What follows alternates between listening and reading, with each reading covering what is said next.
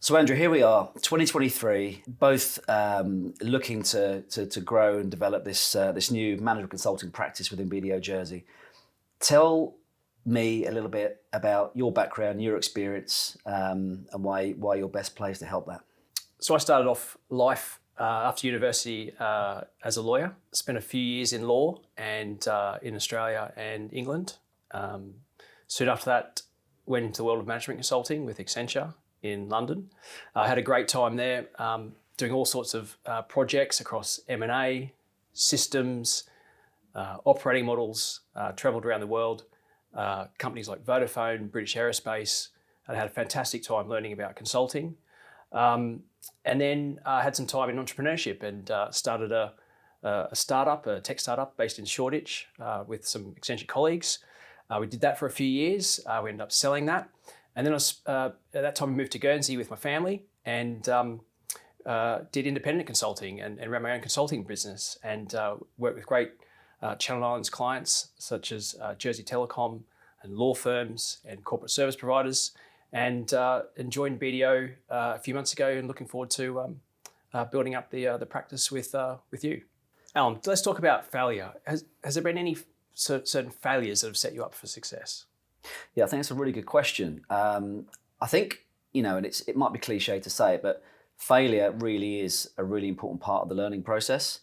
I don't want to point to any particular project or name anything, but I think there is a particular setback I remember that working on something that didn't particularly meet the outcomes that were expected. And I think it taught me a couple of things. One is about resilience, and one is about adaptability. So I think it's really important to learn to flex and adapt your approach, your style, and really take those failures as learnings into that next thing. So I think failure is the best way we learn, quite frankly. So Allam, tell me about what do you love most about your job?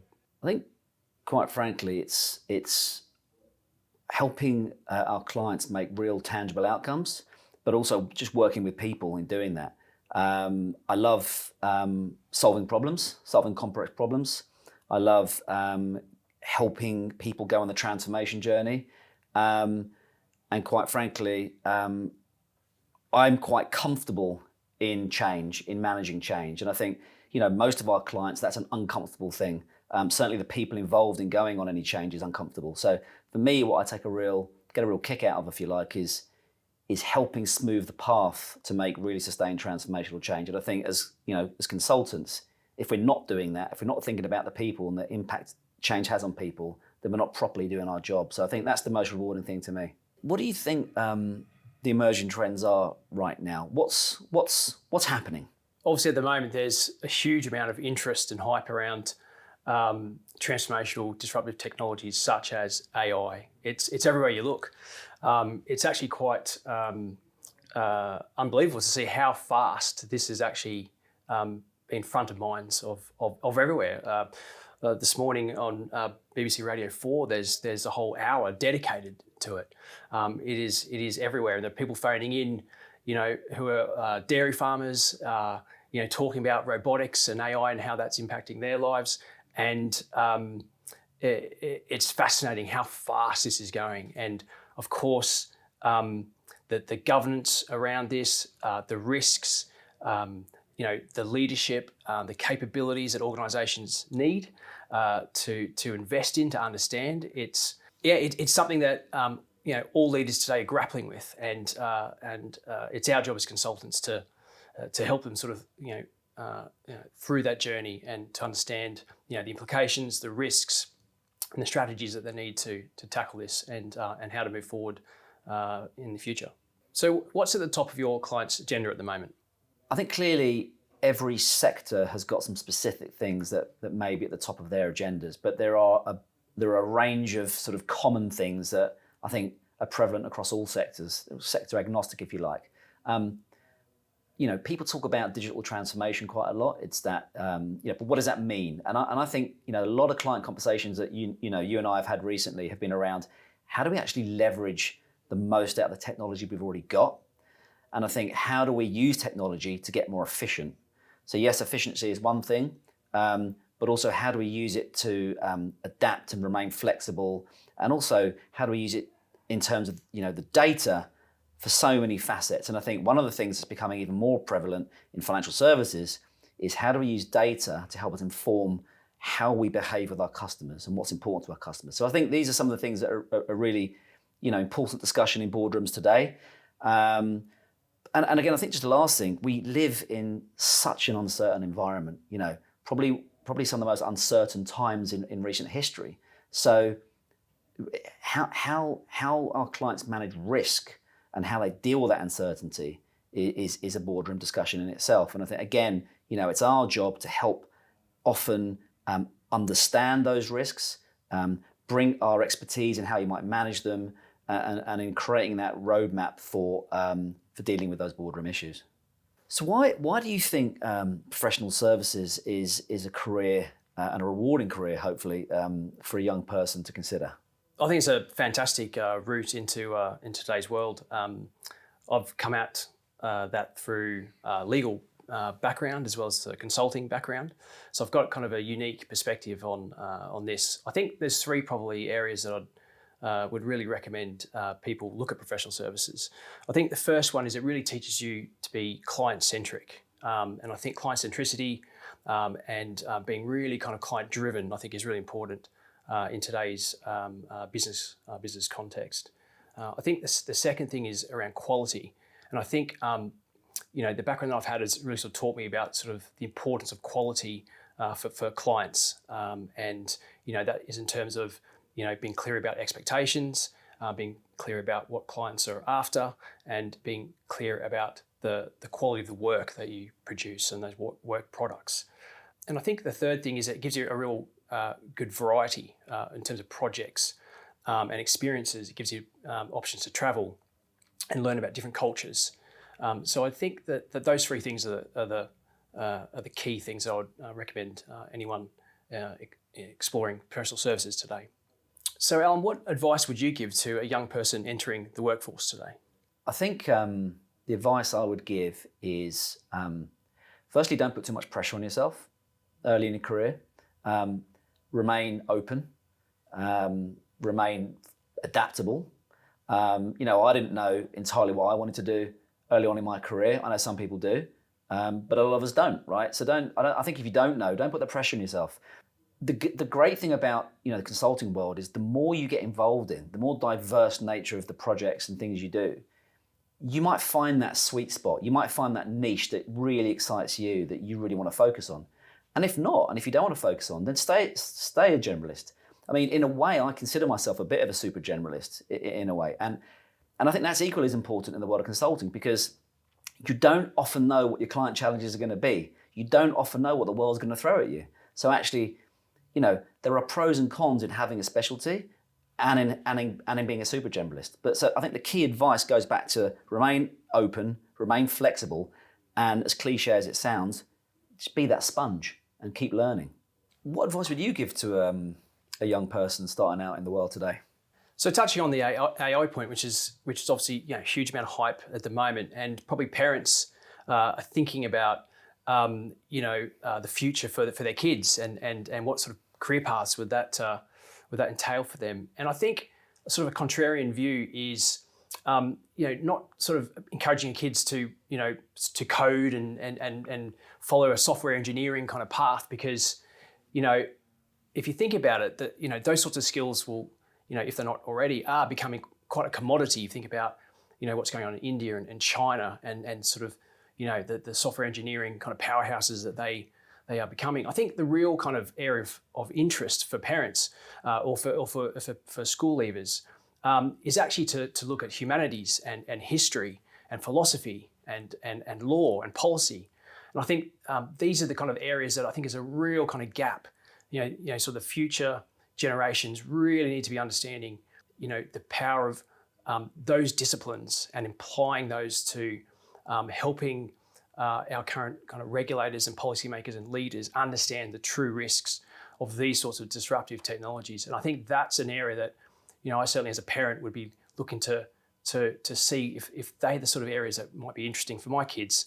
But certainly in terms of advice for school leavers, I think those sorts of disciplines is what I would encourage. So, Allam, when you feel overwhelmed or unfocused, what do you do? Look, I think you're not human if you don't feel overwhelmed or perhaps lose your focus at times, right? It happens. It happens to the best of us. I think the thing to sometimes I often remind myself is think of the bigger picture. But also just, if you've got a day or a week where you just feel like you are overwhelmed, there's a lot on your plate, how can you break that down into sort of smaller, bite-sized, manageable steps or tasks, really helps. Sometimes you're talking to someone, sometimes just speaking to a colleague or a friend or a mentor, because they'll give you that advice or they'll just put that arm around your shoulder, and which will help put you back on the straight and narrow. So, to anyone, maybe of the younger audience watching this as well, is don't feel or try not to let that get on top of you, as easy as it is to say. And just think about how you use some of those things, breaking things down, talking to people, is only going to help you in those situations. Tell me about the Channel Islands. What is it? What are the Channel Islands to you? Why did you move here? If someone would have asked me 20 years ago, or when I left Australia, that I'd be living on a little rock off the coast of France, I would have thought you're crazy. But yeah, Guernsey's it's an amazing place that we got an opportunity to move to after about 15 years in London. My wife and I, 2 young kids, the Labrador, and we just really wanted to sort of have a great adventure.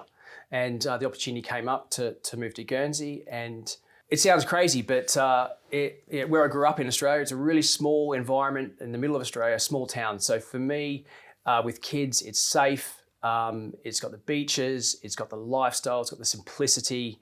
And there's great businesses on the islands. There's great organisations who are doing, international, fantastic things, whether it be in the fields of financial services, fintech, innovation.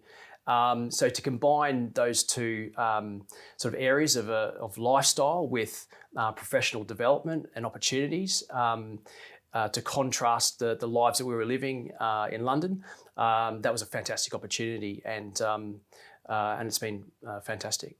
Allam, tell me what you wanted to be when you were younger. So actually, I actually wanted to be an actor, funnily enough. I still do have a love of film and drama, and I was actually sort of a budding guitarist growing up and a musician. So I always loved being on stage. I always loved performing music, and yeah. So I did want to be an actor, and at one point I almost did drop out of university to kind of pursue that as an art form.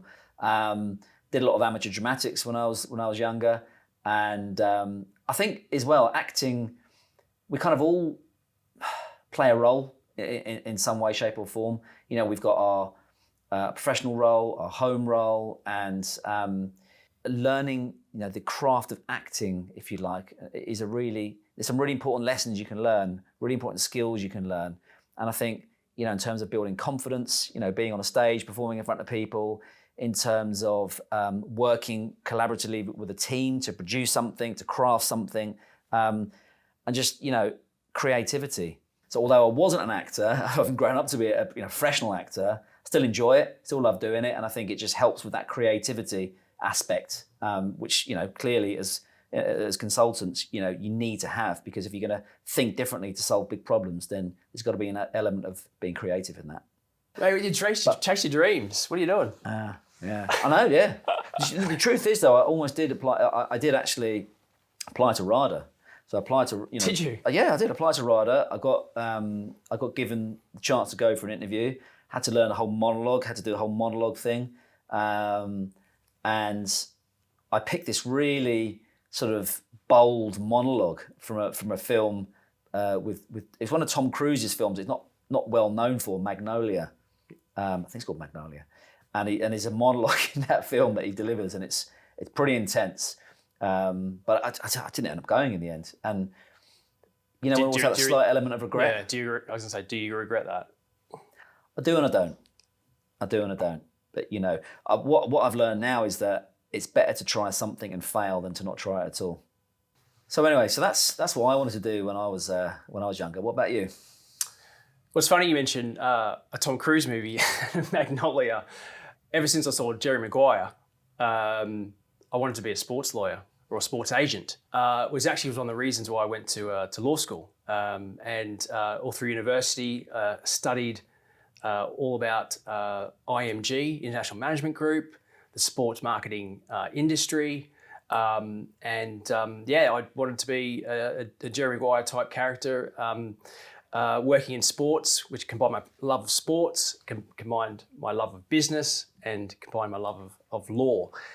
So I think that was definitely something I wanted to be. I ended up graduating at the time of the e-commerce kind of boom in the early 2000s. And so very quickly, the law firm I joined had a technology practice, and they sort of didn't know much about it. And they sort of said, you go develop this practice in sort of technology. And that's hence the career moving into technology consulting and into tech startups and into the consulting world that we do now. So, it all started off with a love of sports law and that movie, Jerry Maguire.